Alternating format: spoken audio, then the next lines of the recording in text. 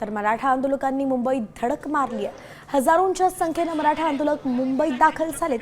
मुंबईत आलेल्या मराठा आंदोलकांच्या जेवणाची सोय टेम्पोमध्ये करण्यात आलेली आहे।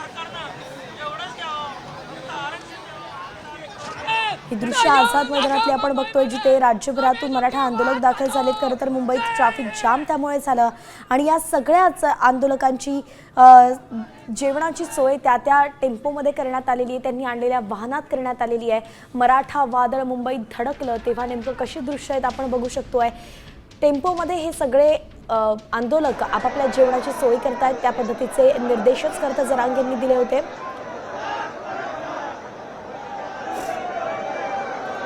तर वरतून ही ड्रोन दृश्य जर आपण बघितली तर या ठिकाणाहून कळते आपल्याला की किती मोठ्या संख्येने आंदोलक दाखल झालेले आहेत आणि त्यांनी जरांगेंच्या आंदोलनाला पाठिंबा दिलेला आहे। दुसरीकडे नेते देखील येऊन स्टेजवरती बसले आहेत आणि आंदोलनाला पाठिंबा देताना दिसतात।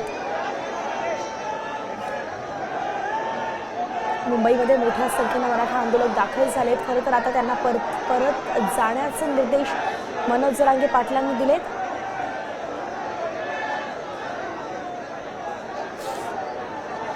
मराठा आंदोलकांनी मुंबईत धडक दिली आणि हजारोंच्या संख्येने मराठा आंदोलक मुंबईत दाखल झाले।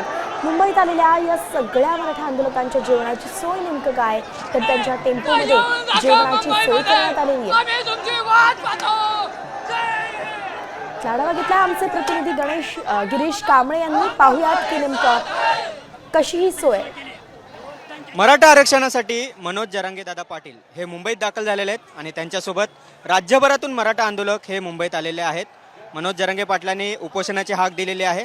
जोपर्यंत मागण्या पूर्ण होत नाहीत तोपर्यंत इथून हलणार नाही ही भूमिका आहे आणि त्यामुळे राज्यभरातून मराठा आंदोलक आहेत ते त्यांनी त्यांच्यासोबत जेवणापासून सर्व तयारी आहे ती करून आलेले आहेत। कुठून आलाय?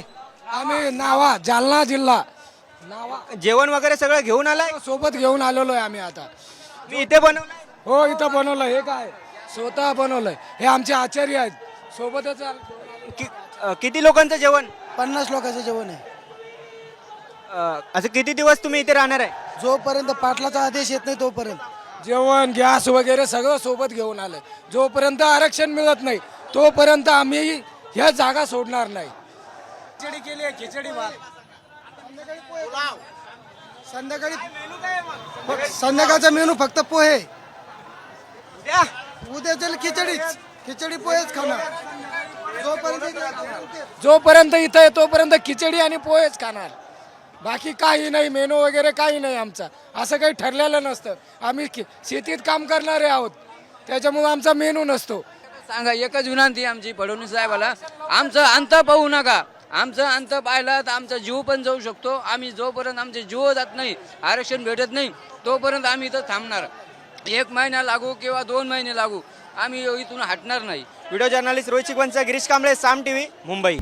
आता isakal.com आहे देशातील नंबर 1 ची मराठी न्यूज वेबसाईट। प्रत्येक अपडेटसाठी isakal.com ला नक्की भेट द्या।